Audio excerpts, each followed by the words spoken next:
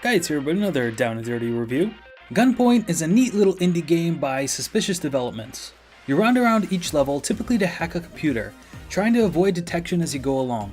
The main feature of the game is the ability to enter crosslink mode.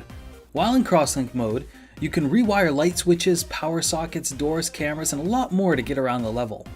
Though some timing in later levels is required, most of the game lets players take their time at figuring out a puzzle, so there's no extra stress on the player if you feel you're bad at platformer and puzzle games. Plus, there's something satisfying with zapping a guard with a light switch and power socket combo. The controls in the game are relatively simple.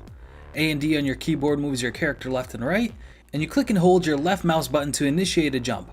Moving the mouse around, you're presented with an indicator that shows where you'll be jumping and how far. In later levels, you can purchase different items that have their own particular key combinations for use, but most all of the game can be completed without those items. The aesthetics of the game are done quite well for the 8-bit art style. Pixels have been drawn with good precision so you actually know the difference in the types of guards, and the parallax effect of the background buildings give a beautification touch to the game.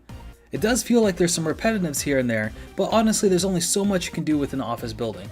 The controls have a solid feel to them and feel pretty responsive, though ledges and holes in the game can sometimes be hard to navigate. The sound effects and music in the game sound great, and the UI is simple and easy to navigate. If you don't follow the storyline though, the game can be short. If you take your time with the levels, you can still complete the game in just a few hours. There is some replayability, for instance attempting to get an A+ score for each mission, but otherwise you're left with a rather short game that just doesn't quite feel like paying the non-discounted price. I'd highly recommend waiting for this game to go on sale before buying it. It's a good game overall to play, but even with the level editor built in to create your own levels, it's too short to pay the full price for. Keep on derping, people.